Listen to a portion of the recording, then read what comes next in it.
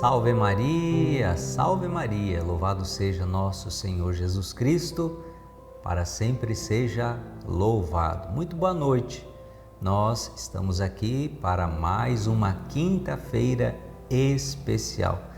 Última quinta-feira do mês de março, estamos aí no tempo da quaresma e vamos viver esse tempo quaresmal nessa reta final aí, permanecendo firmes no Senhor, na oração.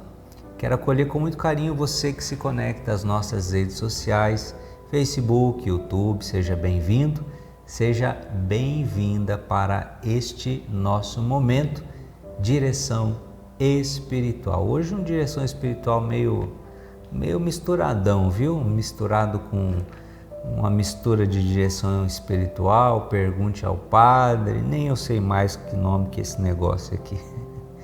Mas está valendo, é porque chega pergunta, dúvida de todo tipo, né? Nem toda pergunta é direção espiritual, não é? Mas, de uma forma ou de outra, na medida que o tempo nos permitir, nós vamos estar aqui, então, tirando as dúvidas, colocando alguma palavra, alguma orientação para as pessoas que também nos encaminham seus questionamentos e seus pedidos aí de orientação. Por isso, para que possamos viver bem essa noite, vamos pedir às luzes, Divino Espírito Santo, a intercessão da nossa mãezinha. Em nome do Pai, e do Filho, e do Espírito Santo. Amém. Ave Maria, cheia de graça, o Senhor é convosco. Bendita sois vós entre as mulheres, e bendito é o fruto do vosso ventre, Jesus. Santa Maria, Mãe de Deus, rogai por nós, pecadores, agora e na hora de nossa morte. Amém. Nossa Senhora Boa Mãe, rogai por nós. São José, rogai por nós. Santa Teresinha do Menino Jesus, rogai por nós. Beato Carlo Acutis, rogai por nós. Para você que está chegando agora, bem-vindo, bem-vinda ao nosso programa Direção Espiritual, misturado com Pergunte ao Padre, nesta última quinta-feira do mês de março. E antes da gente começar as perguntas, as dúvidas do nosso povo, quero convidar você aí para compartilhar essa transmissão, para convidar pessoas aí, poste aí o link da transmissão, envie para pessoas dos seus grupos, dos seus contatos, para que mais pessoas venham se unir a nós também, nesse momento, nessa noite de oração e de reflexão, adultos, crianças, né? Sempre voltado um pouquinho assim para a família, e é assim que nós queremos caminhar nesta noite. Primeira questão que nos é enviada e que eu quero partilhar com você é a seguinte: Padre, a sua bênção, que Nossa Senhora abençoe a todos vocês. Padre, me tira uma dúvida. Morar junto pode comungar? Moro junto com meu marido há 13 anos. Somos muito felizes, mas ele nunca quis casar. Ele diz que casado é aquele que tem Deus no coração, que vive bem e não trai e está feliz como está. Na verdade, somos felizes um com o outro, com o respeito prevalecendo. Mas ouvindo o Senhor explicar os mandamentos, fiquei com minhas dúvidas. Eu comungo nas missas, mas aí estou cometendo um pecado? Eu sou batizada, sou crismada, tenho a primeira Eucaristia, mas ele é só batizado. Lhe escuto todos os dias, sou grata a Deus por o Senhor ser essa formiguinha de Deus que constrói igrejas em nossos corações. Filha de Deus, né? É anônimo, não tem um nome. Muito obrigado pelo seu questionamento, pela sua dúvida. E aqui nós começamos então essa direção espiritual esclarecendo a sua questão, que com certeza é questão também de outras pessoas e que muitas vezes assim não têm oportunidade ou ficam assim receosas de colocar a sua situação. Pois bem, você começa fazendo uma pergunta: morar junto pode comungar? Vamos destrinchar a pergunta aqui. Você está morando com uma pessoa sem ser casada com ela. E aí você pergunta se você pode comungar, né? A resposta é não, você não pode comungar. Você pode comungar espiritualmente, mas não sacramentalmente, né? Por quê? Porque vocês estão vivendo uma situação irregular perante a igreja e perante a lei de Deus. Então isso configura uma situação de pecado. E é um pecado que não é venial. Então é preciso a confissão. Mas eu só posso confessar esse pecado se eu estiver disposto a romper com ele, a não cometer mais, a pôr fim a esse pecado, que provavelmente não é a decisão que você pretende fazer. Então, nesse sentido, qual é o caminho para solucionar isso? Você diz que mora com o seu marido, então vocês devem ser casados no civil, pelo menos, né? Há 13 anos. Mas ele nunca quis casar. Ele diz que casado é aquele que tem Deus no coração, que vive bem e que não trai, e que está feliz como está. Então, assim, não é porque ele diz isso que é isso, tá bem? Vamos começar corrigindo as coisas aqui, colocando as coisas nos seus devidos lugares, né? Casado é aquele que tem Deus no coração? Não. Não é casado, não é. Então, eu tenho Deus no coração, eu não sou casado.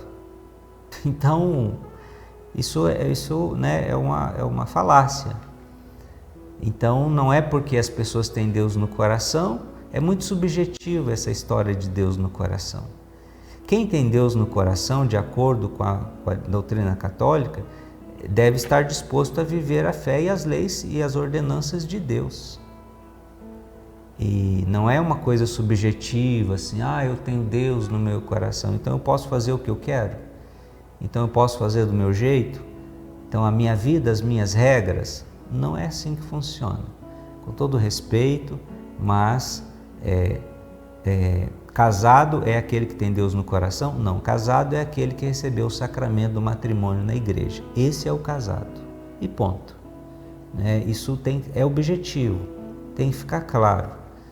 E as coisas de Deus a gente precisa ter essa clareza, porque senão é aquilo, né? A gente vai fazendo um Deus conforme a nossa imagem e semelhança. A gente reverte, né, a lógica da fé e da religião. E isso não pode acontecer, né? Então, que eu vivo bem, eu não traio, estou feliz como estou. Então, se ele está feliz como está, provavelmente ele não tem a fé. Porque se ele tivesse a fé, se ele tivesse a experiência de Deus, ia ficar essa pulga aí, ia ficar essa... A gente precisa resolver isso. A gente precisa resolver essa... Porque não é normal estar tudo bem vivendo numa situação como essa. E aí você diz que comunga nas missas, né? Então, primeira coisa, filha, procure o pároco da igreja. Se você comunga, você vai a alguma igreja. Procure o pároco da sua igreja e faça uma orientação pastoral com ele. Ele saberá encaminhar a sua situação e lhe dará as orientações necessárias, porque ele fará as perguntas devidas. Porque aqui você não diz todas as coisas necessárias. Então, procure, marque na sua paróquia um horário, né, um atendimento, um agendamento com ele. Com certeza ele compreenderá a sua situação e ele lhe orientará. Não é que não pode comungar. Você pode comungar desde que você regularize, organize aquilo que não está organizado na dimensão sacramental da vida de vocês, né? Deus não proíbe os sacramentos, mas Deus coloca passos que nós devemos seguir para chegar aos sacramentos. Isso é muito justo, é muito reto, porque os sacramentos são coisas santas, né? Então é isso que precisa ser levado em consideração. E por isso eu quero dizer para você, né? Se você diz que vocês vivem bem e você está disposta a assumir essa união como uma união dentro do plano de Deus para a vida de vocês. Veja, filha, vocês não têm nenhum impedimento. Vocês não têm nenhum impedimento para se casar na igreja. Põe a mão na consciência. Quantos casais em segunda união que dariam tudo para poder se casar na igreja, para poder receber o sacramento do matrimônio e poder comungar, e não podem, por quê? Porque tem um vínculo anterior, a pessoa já foi casada na igreja. Agora vocês não têm nada disso. Agora simplesmente por causa de uma má vontade, de uma implicância, de um tá bom assim, não tá bom assim. Está faltando aí realmente uma experiência forte de Deus que leve a vocês essa consciência da situação que vocês estão vivendo e que vocês precisam trazer Deus e a graça de Deus e a vida sacramental para a união conjugal de vocês, tá bom? Então pense com carinho nisso, procure o seu pároco, converse com ele, né? E você vai ter que estabelecer um diálogo aí com o seu esposo. Você disse que vocês se amam, então se você ama ele e ele te ama, e se a Eucaristia é importante para você, então ele vai ter que provar que te ama. Mesmo que ele não creia, que ele não tenha fé, que casamento para ele e nada seja a mesma coisa, mas por amor a você, peça essa prova de amor. Por amor a mim, se você disse que me ama, e pela nossa união, pelo nosso casamento, eu preciso do sacramento do matrimônio, eu preciso da Santa Eucaristia. Faça isso por mim. Tenha certeza, se ele lhe ama verdadeiramente como você diz que ele te ama, ele não te negará isso, mas se ele negar, pense bem, se esse amor realmente está sendo um amor como Cristo, né, nos ensina a amar. Amém? Muito bem. Deixa eu tomar aqui a minha aguinha. Vai compartilhando, vai colocando aí também os seus comentários, não é? E direção espiritual é tudo. Aqui a gente não fala aquilo simplesmente que as pessoas gostariam de ouvir. Aquilo que a gente tem que falar é o que está na palavra de Deus e no catecismo, na doutrina da nossa Igreja Católica. Mas o mais maravilhoso é isso, que tudo isso é salvador. Só a verdade liberta, gente. Só a verdade liberta. E quando a gente conhece a verdade de Cristo e as ordenanças de Cristo, é nessa verdade que a gente é desafiado a caminhar, porque essa verdade nos leva para o céu, essa verdade nos leva para a salvação. Olá, Padre, peço uma bênção. Gostaria de tirar uma dúvida. Posso fazer oração de libertação dos filhos para os meus filhos, Caio e Ágata? São minha bênção de Deus. Gostaria de fazer esta oração para Deus livrar de todos os males e inveja que possa os atingir, pois eles são bênçãos em minha vida. Bom, filha, é claro que sim, né? É claro que sim. Você, como mãe, tem o dever de rezar pelos seus filhos, tem o poder de rezar por eles, de abençoá-los e sim, claro, não há nenhuma dúvida nisso, né? Antigamente tinha muito esse negócio aí de benzedeira, né? Essa coiseira toda, e os pais se esquecem que eles são, depois, né, dos ministros ordenados, aqueles que têm o poder em primeiro lugar de abençoar os próprios filhos, poder dado por Deus. Então abençoe, reze. E você diz aqui oração de que oração de libertação? Eu não entendi que oração é uma oração que você tem, alguma coisa assim. Seja como for, rezar pelos filhos nunca é demais, né? Dentro das suas necessidades, dentro daquilo que eles estão precisando, que eles esperam, né? Mas sim, continue rezando aí pelos seus filhos, tá bom? Muito bem. Minha saudação aí às intercessoras, intercessores da obra Colo de Maria, que estão aí também na retaguarda, rezando aí pelo Padre, para que Deus possa iluminar a minha mente, o meu entendimento, para a gente dar aqui boas orientações para o povo santo de Deus. Mais um pedido, né, de direção espiritual que nos chega. Estou aqui em casa angustiada. Estou com muita saudade do meu filho que está junto de Deus. Sabe, Padre, no mês de maio irá fazer 4 anos que meu filho faleceu. O menino tão bom, não consigo entender por que Deus o levou. Nunca imaginei que eu fosse passar por isso. Sinto tanta saudade. Um menino trabalhador, bom filho, um bom pai, mas que infelizmente ficou tão pouco tempo perto do seu filho que tanto queria. Sabe, Padre, não consigo entender. Fico aqui pensando o porquê.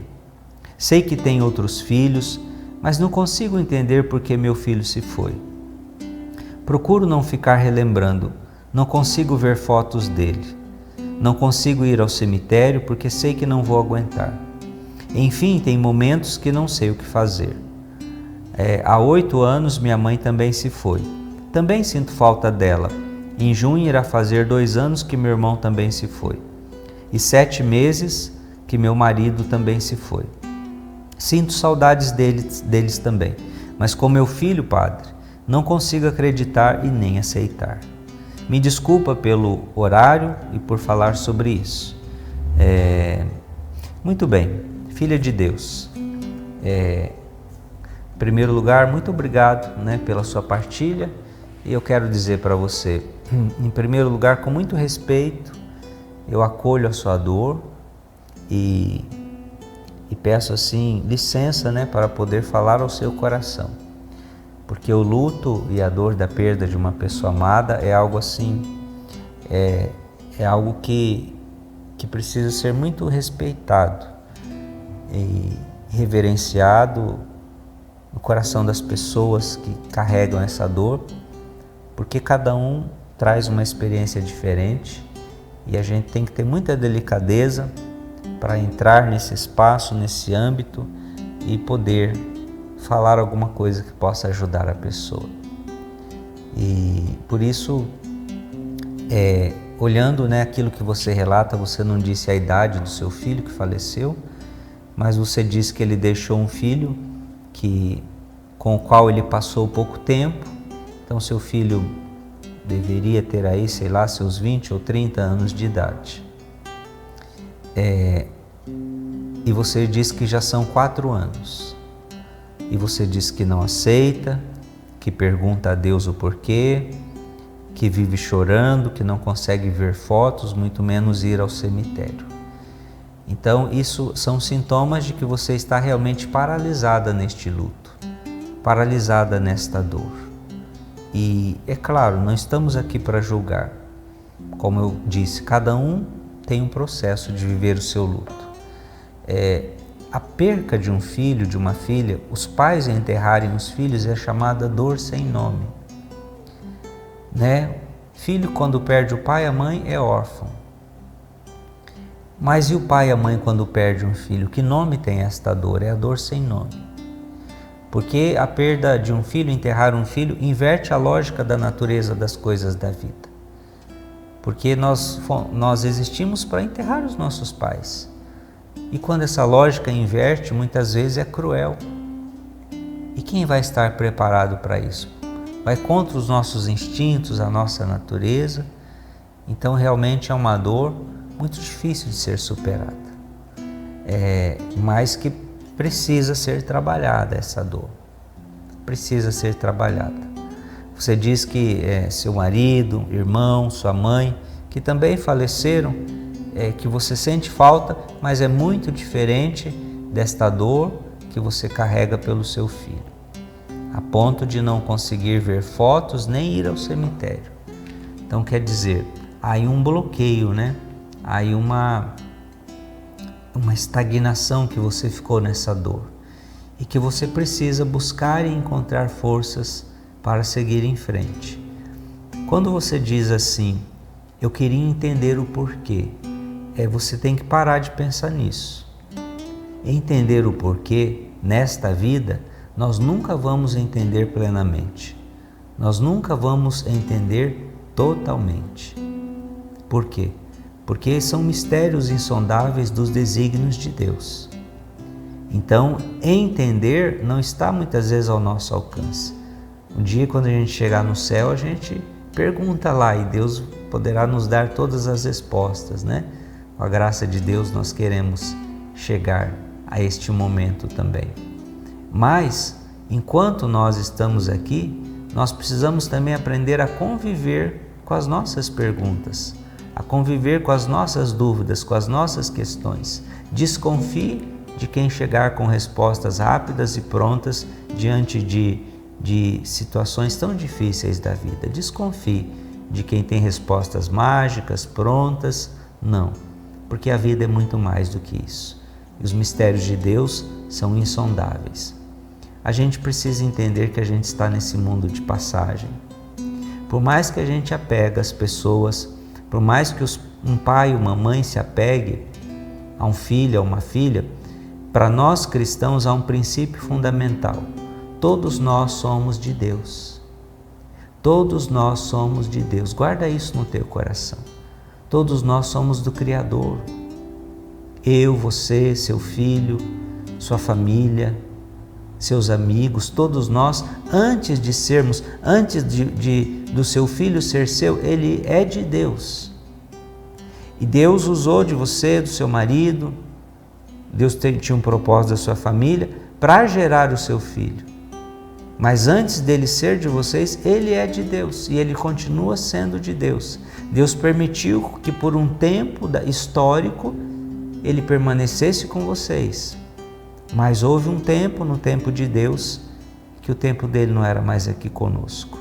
E por isso, na fé e na esperança, saber entregar. Não querer reter aquilo que já não nos pertence. Não querer reter para nós aqueles que já não nos pertencem mais. Porque eles estão em Deus. Aonde nós queremos estar também nós um dia e nos reencontrarmos um dia. Por isso, se for necessário, busque ajuda, suporte psicológico, terapêutico, para você conseguir trabalhar essa dor, esse luto. Não é que vai acabar, mas também você não pode ficar paralisada, presa nisso. Por quê? Porque tem os outros filhos, porque tem as outras pessoas que precisam do seu amor, do seu carinho, do seu cuidado. Será que eles não merecem?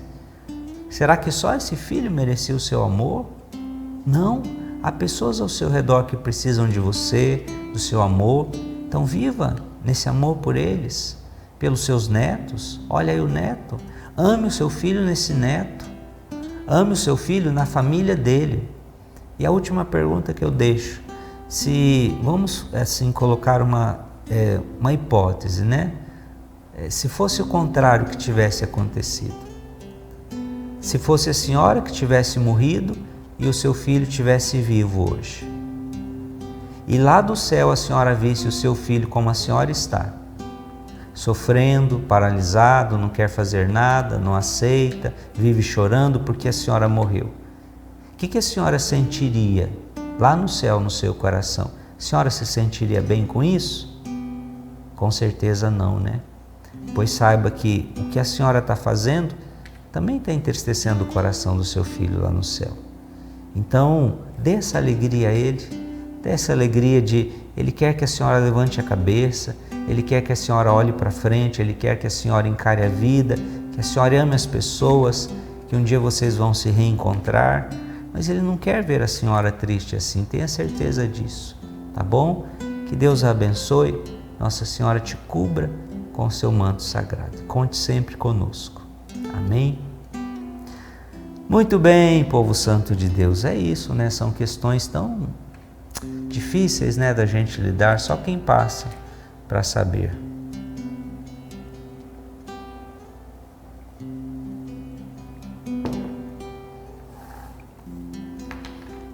Uma pergunta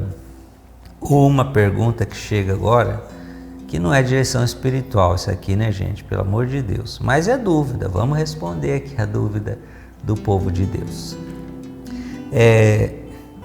Durante a quaresma, quem está fazendo penitência de não comer carne, pode comer peixe? Pode, filha de Deus, pode comer peixe. Peixe é uma exceção, né? Se você fez aí a penitência de não comer carne, o peixe você pode consumir. Claro que tudo é em moderação, não é? Não adianta fazer penitência de carne e aí você faz lá banquetes de peixes, de salmões, de sei lá o que, né? Aí não adianta a sua penitência. Peixe, assim, tradicionalmente seria considerado frutos do mar, né?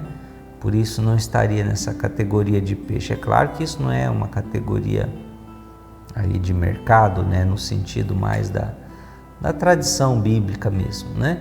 Então o peixe é possível, pode ser comido, sim. Bom, nós vamos fazer um intervalinho musical e já voltamos com mais direção espiritual.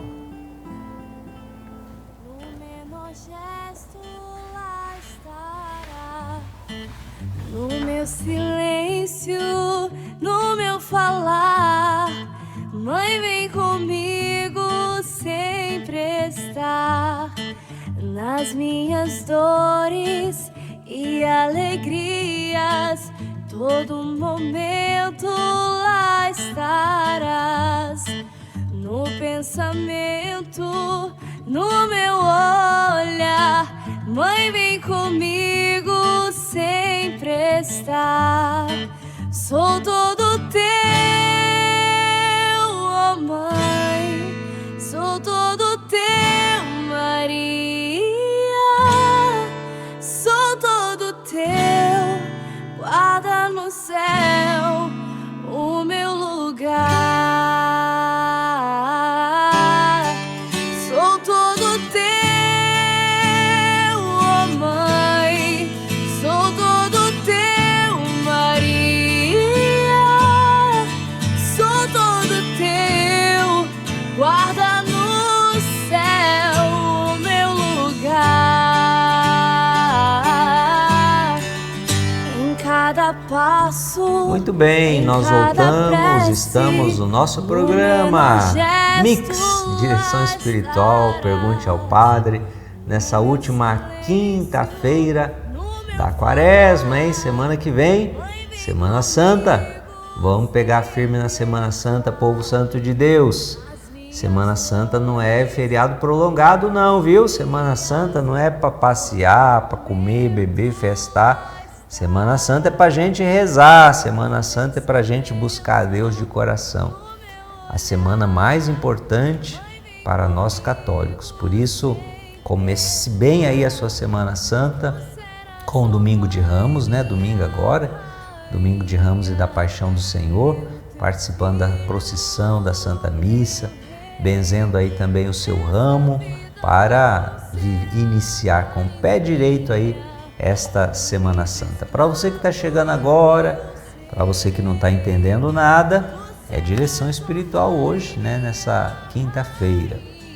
E lembrando que na próxima quinta não haverá a Colo da Mãe, quintas-feiras especiais Colo da Mãe, porque vamos estar na Semana Santa e nós teremos ao vivo a transmissão da Santa Missa, a Santa Missa do Lava Pés, a Missa da Ceia do Senhor, a instituição da Eucaristia e iniciando a vigília, né? Começando aí o Tríduo Pascal.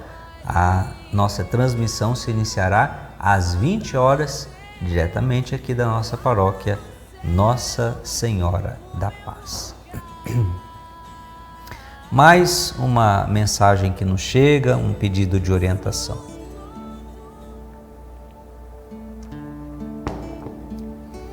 Padre Alessandro, a sua bênção. Gostaria de pedir um conselho espiritual. Eu tenho uma pessoa que eu tive uma discórdia muito séria com ela. Eu fiquei magoada, mas refleti e tentei conversar novamente, mas não fui atendida. Aí eu não procurei mais. Tenho o meu ponto de vista e nele eu sei que eu estou correta, mas ela também tem o seu ponto de vista e nele ela também deve se sentir correta. Não tenho nenhum sentimento ruim em relação a ela, gosto muito, rezo por ela, mas não tenho coragem de tentar outra vez e isso me dói.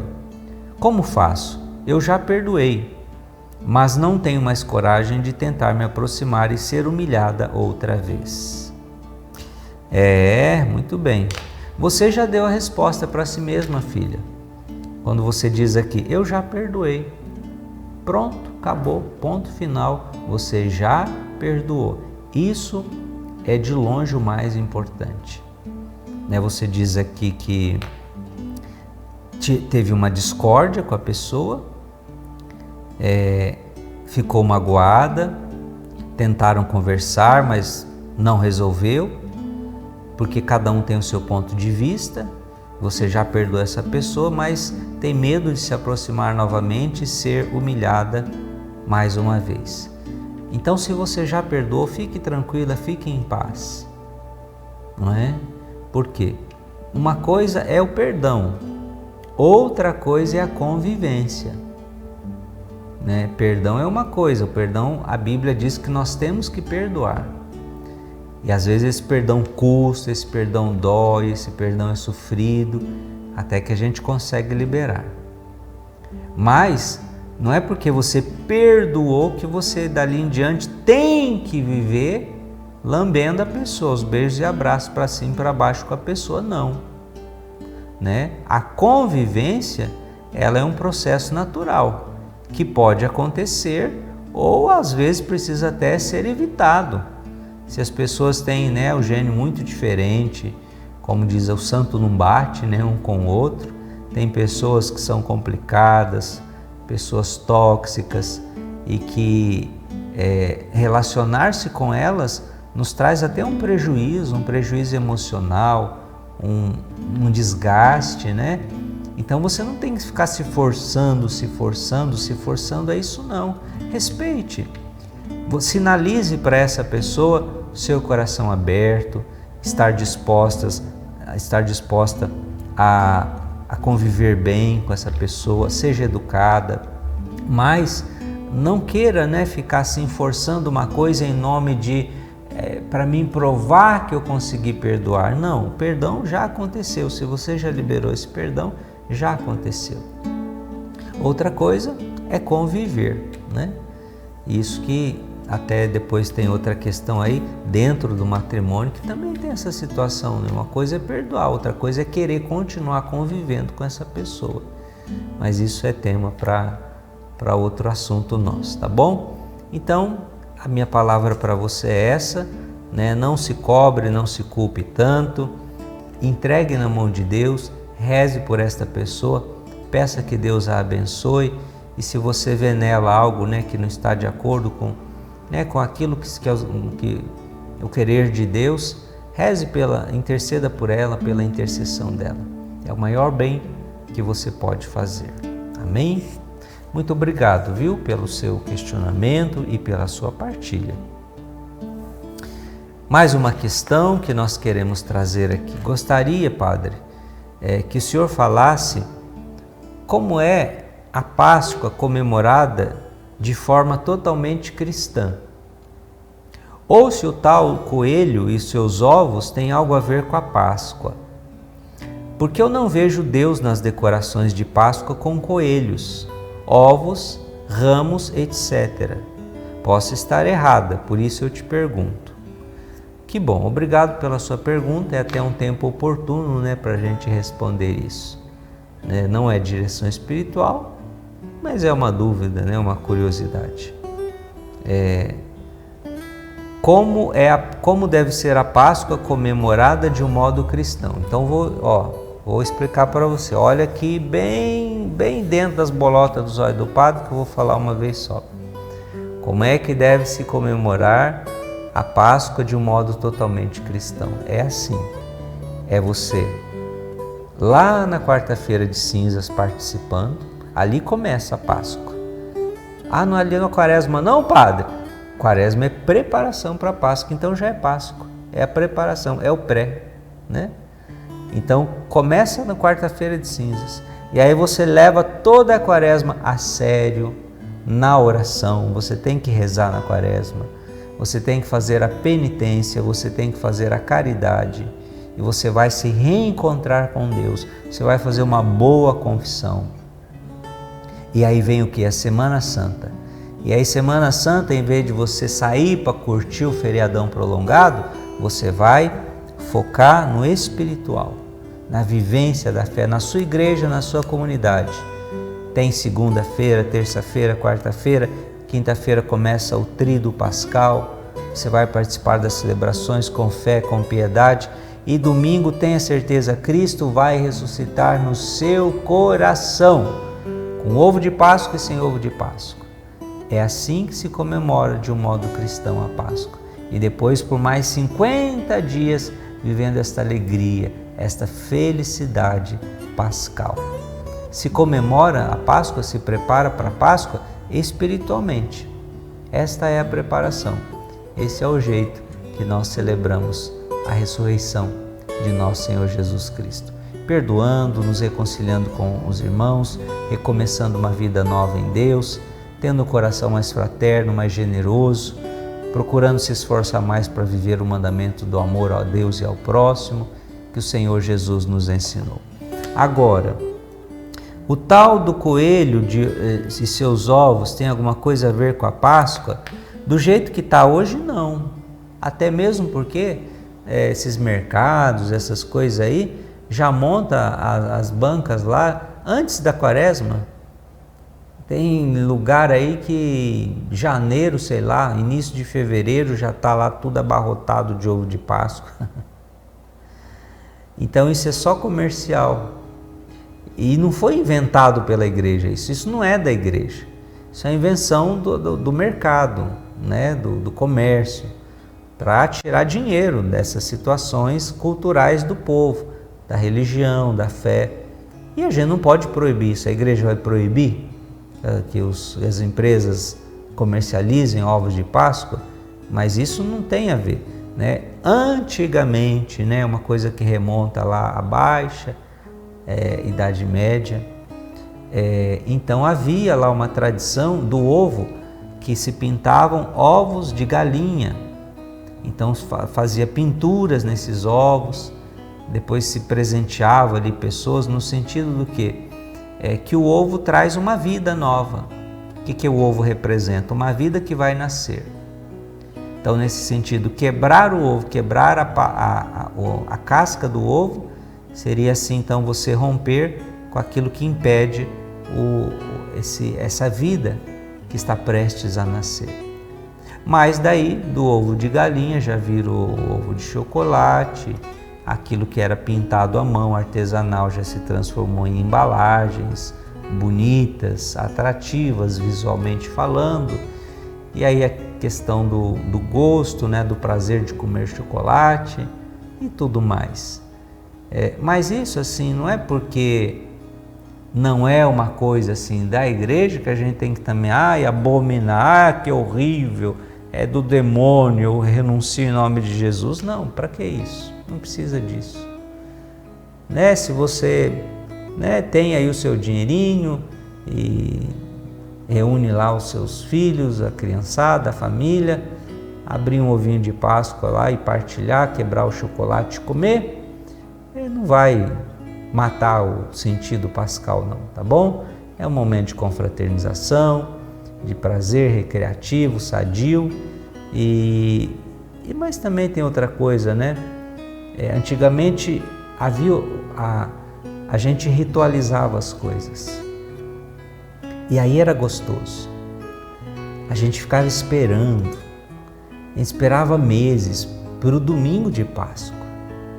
A gente esperava para aquele momento, né, de abrir o ovo de Páscoa, de tentar adivinhar o que ia ter dentro, que bombons que iam vir lá dentro, né? Então isso tem todo um sentido simbólico, vivido em família. Hoje não tem mais isso. O povo come chocolate todo dia, tem chocolate todo dia, não é? Panetone, não era coisa de Natal, agora tem panetone o ano inteiro e por aí vai.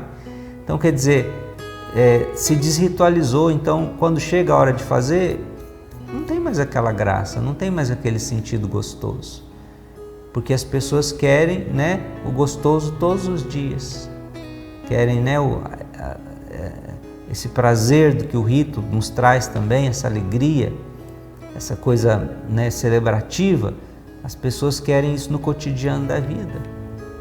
né? Isso acaba sendo uma ilusão, porque a gente não vive só disso na vida, não é?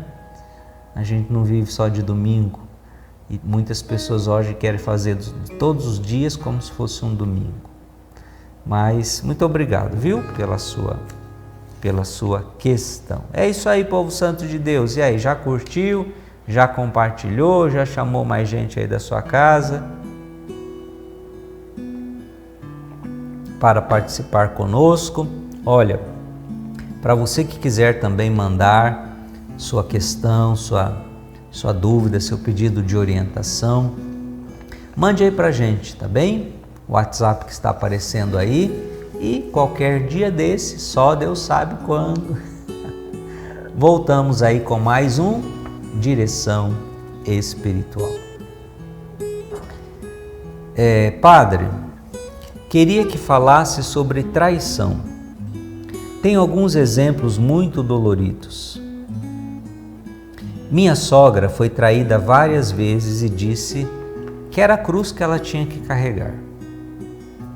Minha mãe foi traída várias vezes.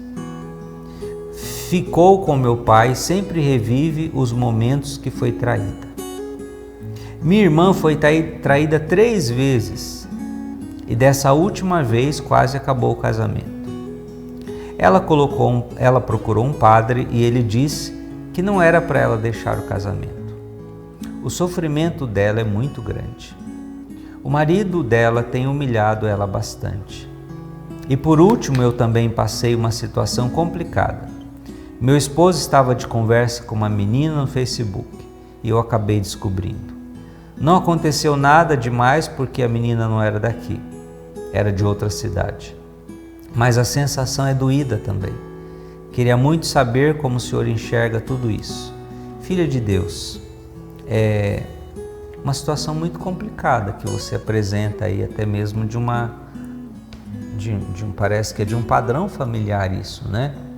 Então, o que eu posso te dizer é o seguinte: é claro que você precisa de aconselhamento pastoral, não é? E isso se dá, né, no atendimento pessoal, presencial, com um sacerdote, né, que possa entender melhor a situação, né? Você diz aí que na sua família sempre assim esses episódios de traição, reiteradas várias vezes. E o sofrimento, que geralmente as mulheres são vítimas, e aí você que tem medo também, que até ficou sabendo aí do seu marido, alguma coisa na internet, mas que foi só virtual, que foi só pela internet. Eu digo para você o seguinte, quando a gente fala em adultério, a traição, uma coisa é a fragilidade humana de uma queda.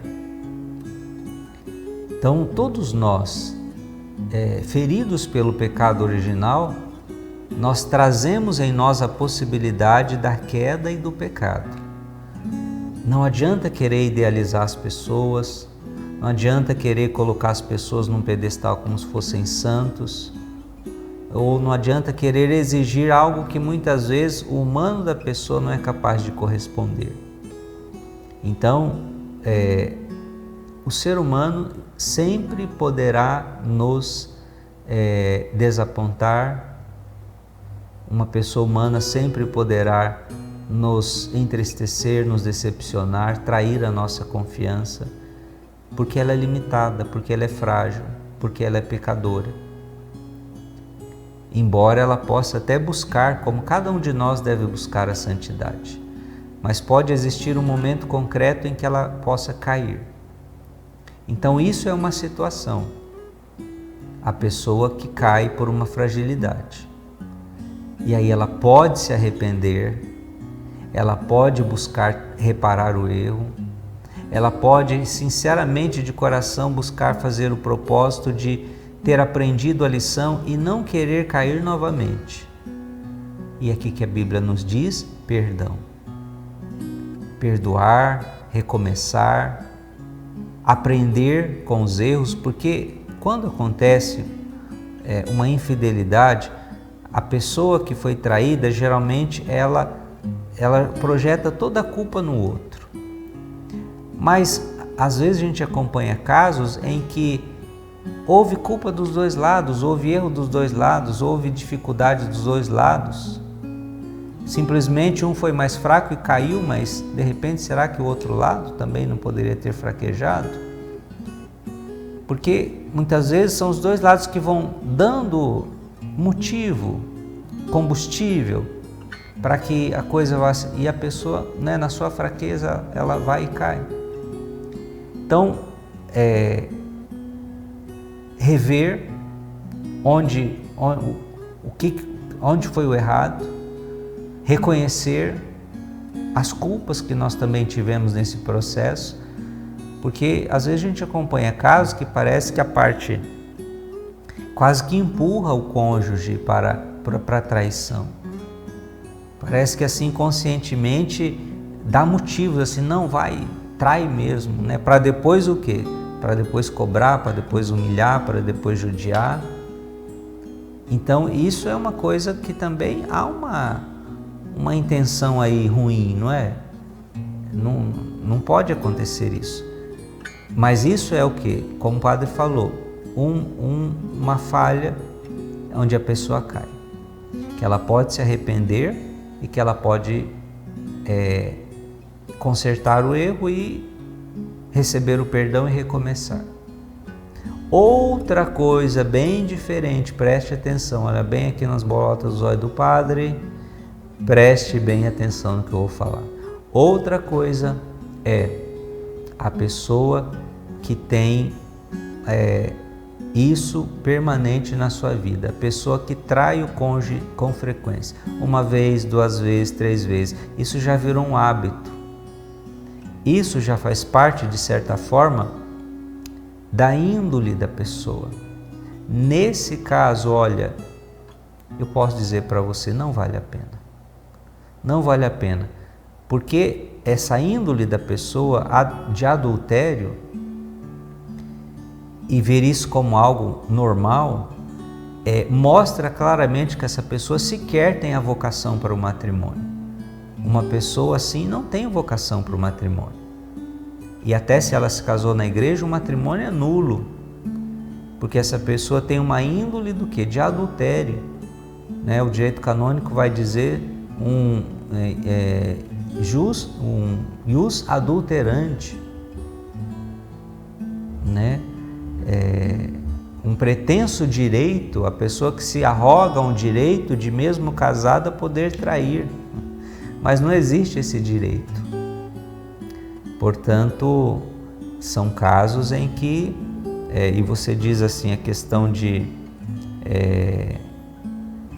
não querer sofrer, né? Das pessoas que, mesmo além de serem traídas, ainda são humilhadas, né? Não é isso o plano de Deus para um matrimônio, para um casamento, não é? Então, assim, você está assim, pegando, né, os problemas que você viu e você está colocando na sua cabeça que então vai acontecer tudo isso com você. Não necessariamente. Cada situação é uma situação, cada caso é um caso. Tudo tem que ser analisado dentro do histórico daquela situação e daquele caso, né? Claro que pode coincidir que na mesma família tenha várias situações assim. Mas você precisa se preocupar então com o seu caso e com a sua situação. Dialogue com seu marido, veja disposições dele de realmente não vacilar mais, não ficar procurando nessas conversas na internet que não convém a uma pessoa casada, né? E se você ver nele realmente essa disposição em se corrigir, em se emendar, né? Dê essa chance, dê esse perdão, mas esteja de olho, né? Porque isso, se tornar um hábito, uma coisa assim rotineira, é um sinal claro que a pessoa tem isso como natural e isso é totalmente incompatível com a vida conjugal, tá bem? Deus abençoe você, Deus abençoe aí a sua família e que vocês possam, né, superar toda essa situação, amém? Muito bem, povo santo de Deus. vocês veem que muitas vezes estão questões delicadas, hein, complexas. E às vezes a gente tem que medir as palavras aqui para poder orientar, falar, sem também ferir, né, o sentimento das pessoas, mas ao mesmo tempo é o que o padre sempre diz, ouve, né, e se te ajuda, guarda no coração, se não te ajuda, a amizade é a mesma, tá bom? Padre, aqui na minha cidade, eu não vou falar o nome da cidade, é aqui do Paraná, mas não tem necessidade de eu falar o nome. Certa vez um padre deixou o sacerdócio para assumir uma esposa e depois disso meu esposo usa disso para não se confessar mais, pois diz que não vai se confessar com um padre. Ele confessa para Deus e que já está de bom tamanho. Se puder, padre, orientar esse filho de Deus da necessidade das missas dominicais, de confessar, de tentar não pecar mais e comungar, é o mínimo do mínimo que deveríamos fazer. Ponto. Muito bem, filha de Deus. Obrigado, viu, por... E ela ainda intima, né? Dá umas broncas no meu marido aí, padre. Então, quase que a direção espiritual é para o seu marido, né? Não é para você. Mas então, você diz aqui que um padre da cidade deixou o ministério e se casou. E aí, por causa disso, teu marido fala assim, eu não confesso mais com um padre, porque ele achou errada a atitude do padre de se deixar largar a batina, como o povo diz, né? E se casar com uma mulher. Ele diz que confessa com Deus e isso já está de bom tamanho. Bom, vamos lá. Uma questão particular de uma pessoa, você não pode achar que todos os outros são assim. É generalizar, né? Isso se chama generalizar. E toda vez que a gente generaliza, a gente pode errar, a gente pode pecar, porque a gente nivela todo mundo por igual. Então, por exemplo, aí seu marido viu lá, o padre largou a batina e casou com uma mulher. Não vou mais na igreja, não vou mais confessar. Mas o que tem a ver uma coisa com a outra? É como você dissesse assim, uma vez, é como se chegasse em casa e dissesse, não vou no médico. Mas por que você não vai no médico? Eu fiquei sabendo que o meu médico fica doente.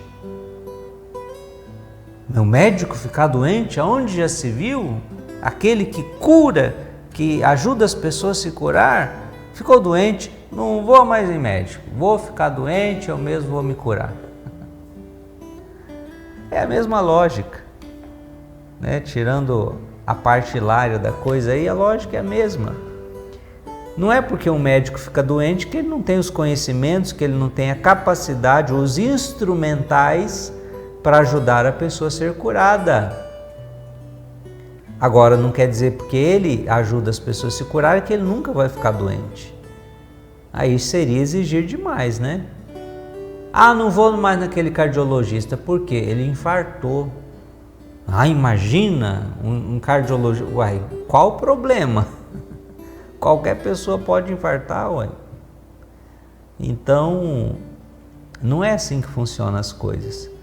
Em vez de pegar um exemplo assim que ele acha negativo, que aliás eu acho até assim que se o padre fez isso assim com consciência, né, com amor a si mesmo, ao povo de Deus e a Deus, e ele foi lá, deixou o ministério legalizadamente perante a igreja, constituiu uma família, é fiel, tem filhos, não vejo nenhum problema nisso. Todas as pessoas têm direito a um recomeço, até uma pessoa que serviu a Deus no ministério. Então, né, quantos aí que deixaram o sacerdócio e são aí grandes homens de Deus, Grandes homens de Deus estão aí, muitos até na mídia, né? Apresentadores de TV, redes católicas, na própria Rede Vida, né? Não são mais padres, mas são instrumentos de Deus hoje do mesmo jeito. Mas assim, em vez de olhar um caso que ele julga errado, escandaloso, por que ele não olha tantos outros que foram santos, tantos outros que deram a vida pela igreja, que foram até o fim? Grandes exemplos que nós temos na vida da igreja, que para nós devia ser, porque não olha um São Padre Pio que passava 12, 14 horas dentro de um confessionário, todos os dias, atendendo o povo em confissão? Porque não olha um Santo Afonso Maria de Ligório, que de tanto ouvir o povo em confissão, ele, né, com a cabeça baixa assim, então o queixo roçava no peito, então ele tinha uma ferida muito grande assim no peito, de passar tanto tempo com a cabeça baixa ouvindo a confissão do povo, porque era dentro do confessionário, aquelas casinhas de madeira antiga, né? E isso lhe provocou uma ferida muito grande no peito, e ele se orgulhava dessa ferida, porque ele diz assim: assim como a ferida do peito aberto de Jesus, que foi fonte de misericórdia, Deus permitiu uma ferida no meu peito, através, né, da minha cabeça fechada, do meu queixo, da minha corcunda, para que eu pudesse ser instrumento de misericórdia na vida de tantas pessoas. É isso aí que a gente tem que ver, povo santo, isso aí que a gente tem que olhar, e aí a gente, sabe, se deixar atrair. Aí quando ele coloca, eu me confesso com Deus e já está de bom tamanho, olha, essa mentalidade protestante aí na nossa igreja católica. João 20, 22. Jesus soprou sobre os apóstolos o Espírito Santo e disse: recebei o Espírito Santo. Aqueles a quem perdoardes os pecados lhes serão perdoados. Aqueles a quem não perdoardes não serão perdoados. Então, é isso aqui. Jesus instituiu o sacramento da confissão. Jesus deu autoridade à igreja de perdoar os pecados. Claro, a partir do momento que você comete um pecado, já peça perdão a Deus ali. Já se ajoelha na hora, depois, antes de dormir, naquela semana, não importa. Reze com sinceridade, no fundo do seu coração, pedindo a Deus perdão. Mas isso não te dispensa de, quando tiver oportunidade de se confessar, levar em confissão, para ali receber o quê? De modo oficial, né? A igreja que ratifica esse perdão de Deus, a igreja que liga, né, como instrumento de salvação da humanidade. Então é isso que é preciso a gente levar em consideração.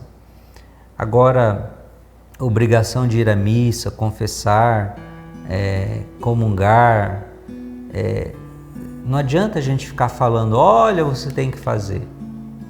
Isso não convence. A pessoa tem que ter uma experiência com Deus. O que seu marido precisa é de uma experiência do encontro pessoal com Jesus. Quando a gente tem isso, ninguém precisa falar nada. A nossa alma naturalmente já vai se sentir atraída para tudo isso. Então, uma experiência de oração, uma experiência, um retiro de primeira experiência, um querigma, um seminário de vida no Espírito, um retiro, que leve o seu esposo aí para participar de alguma coisa que possa tocá-lo e ele possa encontrar-se com a pessoa do nosso Senhor Jesus Cristo. A partir disso, ele vai sentir sede, vontade, fome da Eucaristia, da oração de Jesus, de se confessar e de tudo mais, porque a graça de Deus nos leva a tudo isso. Amém?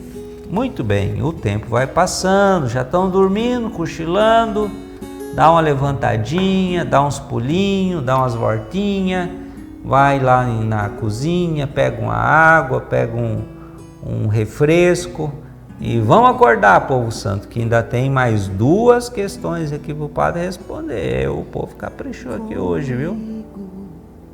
Em coisas tão pequenas, intervalinho musical e já voltamos para o último bloco do nosso Direção Deus quer Espiritual. falar comigo em coisas tão pequenas, nas coisas simples.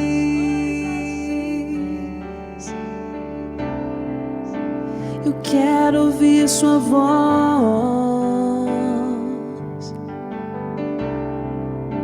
Preciso estar atento a todo movimento do céu em direção a mim. Fala, Senhor, preciso ouvir tua voz. Eis aqui o teu servo, fala no irmão, na palavra, Senhor, e no meu coração.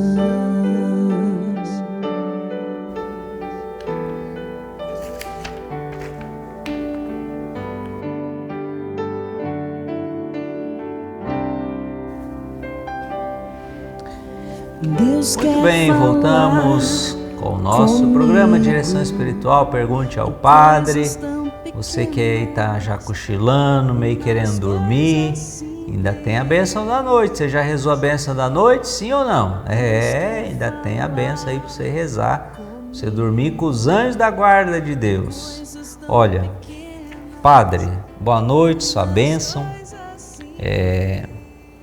O que fazer para acabar com as distrações durante a oração do Rosário? Sempre é uma luta para mim. Mesmo assim, sempre rezei o terço. Desde o dia que o padre propôs rezar o Rosário, eu assumi. Oh, glória a Deus! Pois sempre fui muito devota de Nossa Senhora e da Medalha Milagrosa. Mas as distrações me acompanham até hoje. E ainda medita-se em cada terço os mistérios do dia ou dos 4 terços. Se possível, gostaria de uma orientação. Obrigada. Santa Catarina, eu acompanho as suas programações do Padre, são maravilhosas e compartilho. Sua bênção e obrigada. Obrigada, filha de Deus, pela sua questão aqui. Distração na oração. Parabéns por você rezar o terço, rezar o rosário, e com certeza, tenha certeza de que a Virgem Maria acolhe a tua oração, intercede por ti e derrama bênçãos e graças na sua vida, através da sua intercessão. O que fazer para acabar com as distrações durante a oração do rosário e qualquer outra oração? Vamos alargar isso aqui. Bom, primeira coisa, não se desespere, porque distração na oração é algo mais antigo do que a própria Bíblia. Então, assim, os santos conviveram com isso. Se você pega relatos diários espirituais de santos, os santos também tinham distrações na oração. A gente costuma brincar, né? É confissão de freira. Quais são os seus pecados? Ai, padre, distrair na oração. É pecado de freira. Mas para dizer o quê? É um pouco natural isso. Por quê? Porque nós temos uma mente, um cérebro, e ele está constantemente trabalhando, funcionando, e muitas vezes a nossa mente vai ter assim as agitações, os pensamentos, e às vezes até pensamentos que fogem totalmente ali do contexto da nossa oração. Isso se agravou de uns tempos para cá com o advento do celular e da internet. Aquilo que já existia, as pessoas terem distrações, com a internet, o celular se agravou muito.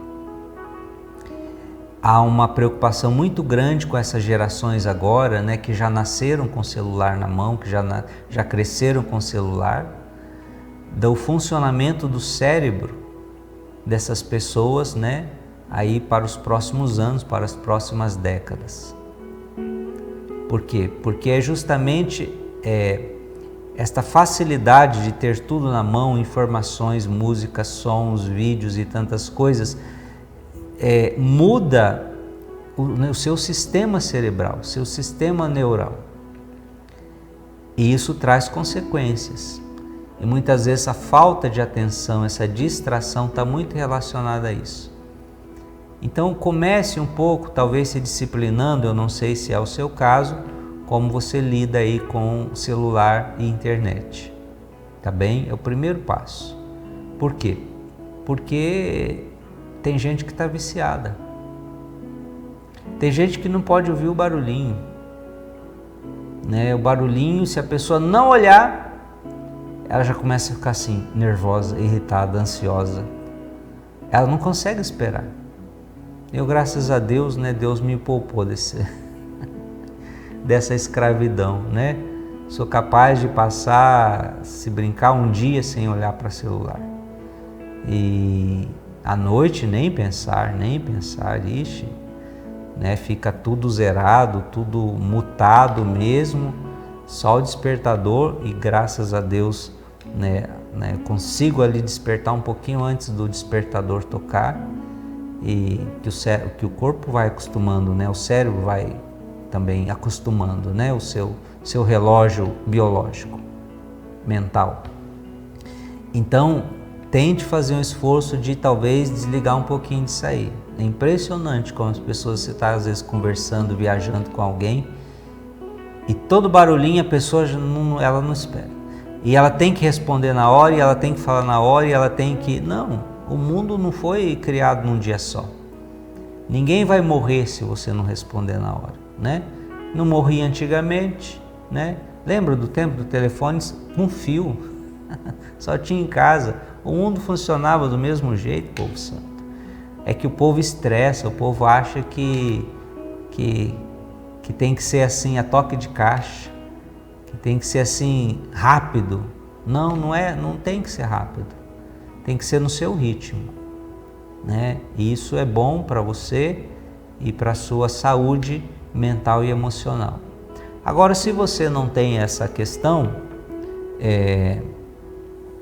uma coisa que pode ajudar também, e até recomendo aqui, é o Dr. Ítalo Marcilli, né? Ele tem um canal aí no YouTube, e ele tem livros, inclusive um livro muito bom, e não me lembro agora o nome do livro, né? Mas que vai dando assim alguns passos importantes assim nesse resgate, né, da nossa vivência do dia a dia de uma maneira mais organizada, positiva, disciplinada, determinada.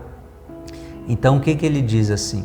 Os primeiros 90 minutos do seu dia são fundamentais. Quando você desperta, é de manhã que a coisa funciona, e você fazendo bem feito nos 90 minutos iniciais do seu dia, todo o restante do dia você terá uma capacidade, um potencial de viver como você começou o dia.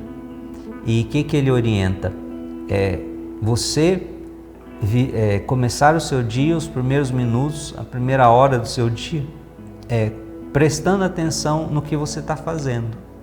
Simples assim. Sem olhar para o celular, sem mexer com essas coisas, sem televisão, sem barulho. O único barulho é passarinho, é o barulho da rua. Comece a prestar atenção nesses sons. Presta atenção no barulho da tua respiração. Você sentou, você vai se levantar da cama, sente o seu pé tocar no chão. Sente o teu corpo despertando. Vai sentindo, vai vivendo isso, né? Vai sentindo o mundo ao seu redor, né? Sente você caminhar, indo para o banheiro fazer a sua higiene, escovar os dentes. A gente escova mecanicamente, não presta atenção, está pensando lá na morte da bezerra. Não, preste atenção como você escova, né? As partes e tal, de cima, de baixo, os lados. Parece uma coisa boba, mas é poderosíssima. E assim, vai tomar o seu café, né? Não faça coisa atropeladamente. deguste, sinta o gosto do café, sinta o gosto do pão. Viva aquele momento sentindo que você está fazendo isso. Você vai ver o quanto isso é fantástico para o restante do seu dia. No seu foco, na sua atenção, na sua capacidade de não ficar se distraindo nas coisas ao seu redor que ficam roubando a sua atenção. Então é uma dica e depois você pode aprofundar isso aí, também lá nas palestras e reflexões do Dr. Ítalo Marcilli, um católico também, um cara muito preparado, muito inteligente, muito estudado também na área aí da psiquiatria, da psicologia. Muito bem, então é isso, né? Vem a distração, continua rezando do mesmo jeito, volta para o seu pensamento, não se desespere e principalmente não pare de rezar por causa de distração. Quando eu estiver bem compenetrado eu rezo. Não, o encardino não vai deixar isso acontecer, vai jogar a distração até. Não, então mesmo distraído, reze, mesmo com o pensamento lá em outro planeta, reze. Vai chegar uma hora que você vai conseguir, do jeito que você quer. Mas para isso você tem que ter disciplina, tá certo? Muito bem. Última questão aguenta firme aí, povo. Tá proibido de dormir antes do padre dar bênção hoje, hein? Vamos lá, perna para quem te quer. Padre, sua bênção, preciso de uma orientação sobre a confissão. Quero muito me confessar e não confesso, por tantos motivos. Tenho 52 anos, nunca me casei, morei junto por uns 20 anos, tivemos 2 filhos e uma menina que não era filha do mesmo pai. Depois nos separamos, eu estava sozinha há alguns anos, mas em 2020 comecei com meu atual companheiro. Ele é viúvo, assumimos compromissos, compramos uma pequena casa simples. Ele trabalha em outra cidade. Ainda não pode vir morar definitivo por causa do trabalho. Nos vemos nas nossas férias e finais de ano porque é distante a cidade que ele mora. Mas temos uma relação de marido e mulher.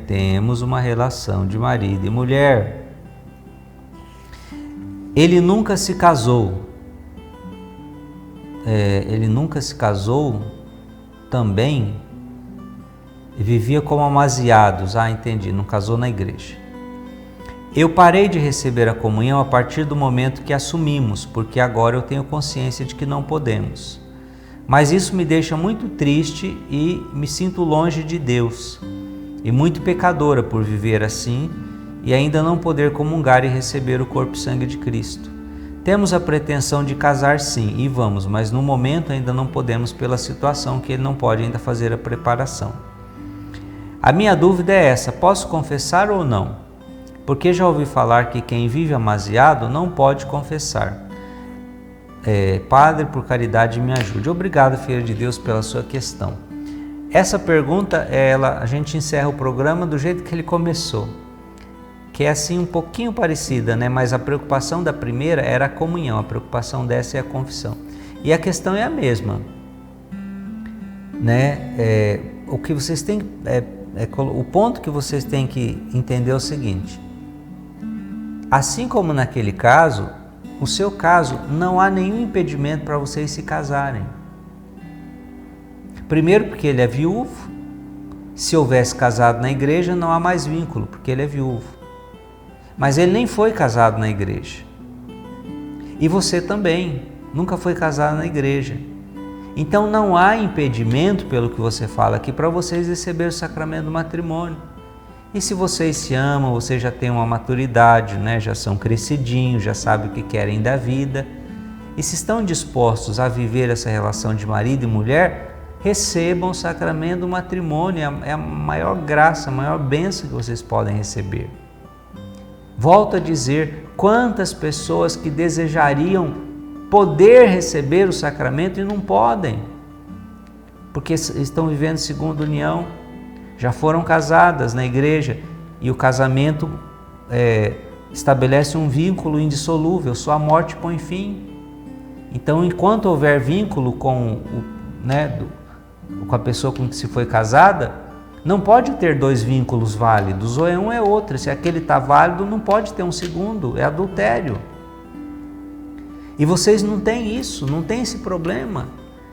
Então, assim, é boa vontade agilizar as coisas para realmente buscar e receber o sacramento do matrimônio, para estar vivendo realmente nesta graça, nessa bênção de Deus, que é tão importante. O que Deus uniu, o homem não separe.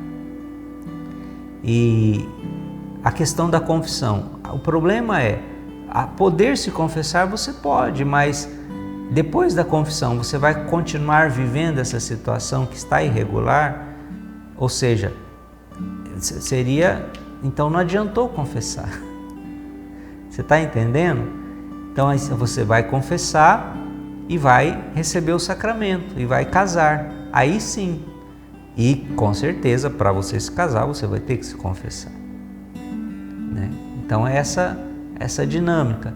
Mas assim, também volto a dizer, procure o padre da sua comunidade, abra o seu coração para ele, explique a situação, ele saberá orientar e fazer com vocês a legitimação. Não é que tem que fazer toda aquela caminhada, por exemplo, quando só os noivos lá que nunca se casaram. A legitimação é um processo mais simples, vocês já têm o conhecimento, já são mais maduros. Essa semana uma pessoa falava, a gente quer se casar, padre, a gente vive muitos anos juntos, mas aí a gente não tem condições financeiras. Sempre tem essa conversa. Condições financeiras. Tá, mas condições financeiras para quê? Na minha paróquia, por exemplo, quem já vive em união estável ou é casado no civil, a gente não cobra taxa nenhuma. Nenhuma. Ah, padre, mas tem a festa. Bom, aí é o que você quer fazer, não é aquilo que precisa ser feito. Para acontecer um casamento precisa de 5 pessoas, padre, o casal e 2 testemunhas. Acabou, o resto é perfumaria. Agora música, banda, enfeite, não sei mais o que, bem casado, chinelinho. Tá, tudo é do social, mas é necessário? Não. Muito mais necessário é o espiritual. Muito mais necessário é estar buscando viver debaixo da bênção de Deus. Depois, quando puder, faz lá uma festa, reúne os amigos, E não precisa ser, um evento hollywoodiano, Pode ser uma coisa mais simples. Mas é isso. Espero ter ajudado de alguma forma e quero agradecer a você que ficou conosco até agora, Aguentando aí as palavras dos sermões do Padre. E já vou me despedindo, desejando para você aí uma noite muito abençoada. E aqueles que ficaram conosco até agora, os nossos intercessores, que Deus possam abençoá-los também poderosamente. Novamente, reitero o convite para estarmos juntos na Semana Santa. Nossas missas também serão transmitidas e quinta-feira que vem, novamente eu quero lembrar aqui, teremos a transmissão ao vivo da Missa do Lava-Pés, da Ceia do Senhor e toda a programação da Semana Santa. Também a partir das 20 horas, iniciando aqui na nossa paróquia Nossa Senhora da Paz. Amém? O Senhor esteja convosco, Ele está no meio de nós. Pela intercessão da bem-aventurada Virgem Maria, desça sobre cada um de vós a bênção do Deus de infinito amor, Pai, Filho, Espírito Santo. Amém. Beijo no seu coração, fique no colo da mãe. Até o nosso próximo Direção Espiritual, se Deus quiser. Sei que o seu coração dói, sei que o mundo lhe destrói. Não se entregue assim, irmão. Vale a pena viver, nova vida viver. Vem, deixe tudo para trás. Sim,